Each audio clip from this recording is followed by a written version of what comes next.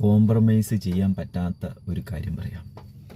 അതായത് നമ്മുടെ ശരീരത്തിനുള്ളിലേക്ക് എന്തു പോകുന്നുവോ അതാണ് നാളത്തെ ആരോഗ്യം. ഇത് നമുക്ക് കോംപ്രമൈസ് ചെയ്യാൻ പറ്റില്ല. നമ്മൾ പുറത്തുള്ള വസ്തുക്കളാണ് ശരിക്കും നമ്മൾ ഉള്ളിലേക്ക് കൊടുക്കുന്നത്, നമ്മുടെ ശരീരത്തിനുള്ളിലേക്ക് കൊടുക്കുന്നത്.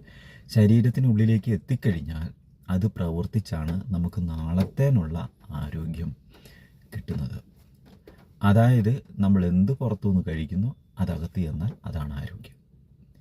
അതിന് കോംപ്രമൈസ് ചെയ്യാൻ പറ്റില്ല. നമ്മൾ പ്രാക്ടീസ് ചെയ്ത് നോക്കേണ്ട ഒരു കാര്യമാണ്. നമ്മൾ ഒരു ഗ്ലാസ് കിണർ വെള്ളം കുടിക്കുക, അല്ലെങ്കിൽ ഒരു പെപ്സി കുടിക്കുക, അല്ലെങ്കിൽ ഒരു എനർജി ഡ്രിങ്ക് കുടിക്കുക, അല്ലെങ്കിൽ മോരും വെള്ളം കുടിക്കുക. ഇങ്ങനെ നമ്മളൊരു നിരീക്ഷിക്കുക. ഈ വെള്ളം കുടിക്കുമ്പോൾ നമ്മുടെ ഉള്ളിൽ സംഭവിക്കുന്ന എന്താണ്? പച്ചവെള്ളം കുടിക്കുമ്പോൾ നമുക്ക് എന്തെങ്കിലും പ്രശ്നങ്ങൾ വരുന്നുണ്ടോ? അതായത് നമ്മൾ നിന്ന പോലെ തന്നെയാണോ? നമ്മൾ വെള്ളം കുടിക്കുന്നതിന് മുമ്പ് നമുക്കുണ്ടായ ചിന്തകളും നമുക്കുണ്ടായ ശരീരത്തിൻ്റെ സുഖവും അതുപോലെ തന്നെയാണോ? എനർജി ഡ്രിങ്ക് കുടിക്കുമ്പോഴത്തേന് നമ്മുടെ മനസ്സിൻ്റെ സ്ഥിതിയും നമ്മുടെ ശരീരത്തിൻ്റെ സ്ഥിതിയും ഒരുപോലെയാണോ?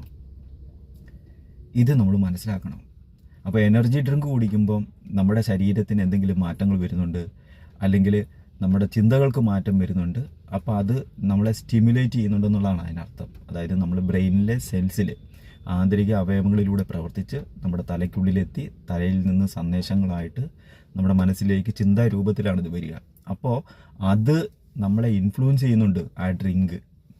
അതാണ് അതിൻ്റെ വിഷയം. അപ്പോൾ അത് എത്ര നേരം നിൽക്കുമെന്നും കൂടെ നോക്കണം. ആ എനർജി ഡ്രിങ്ക് കുറച്ച് നേരമേ ഉള്ളൂ. അതായത് നമ്മുടെ ബ്രെയിനിനെ സ്റ്റിമുലേറ്റ് ചെയ്തിട്ട് അത് ഡൗൺ ആയിപ്പോയി, നല്ലതാ. ആ ഡ്രിങ്ക് നമ്മൾ മരിക്കുവോളം നമ്മളെ സ്റ്റിമുലേറ്റ് ചെയ്തുകൊണ്ടിരുന്ന വെരി ഗുഡ്.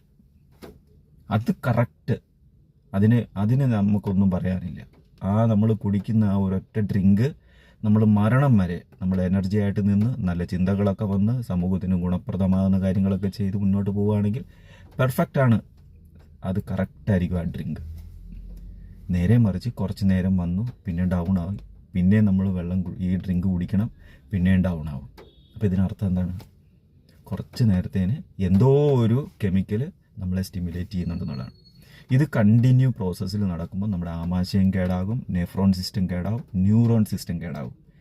ബ്രെയിനിൽ പോയി കഴിഞ്ഞാൽ നമ്മുടെ സന്ദേശങ്ങൾ നമുക്ക് നമ്മുടെ നിയന്ത്രണത്തിലില്ലാത്ത രീതിയിലുള്ള വിഷയങ്ങൾ നമുക്ക് വരികയും അത് കൈകാര്യം ചെയ്യാൻ നമ്മൾ വളരെയധികം ബുദ്ധിമുട്ടുകയും ചെയ്യും.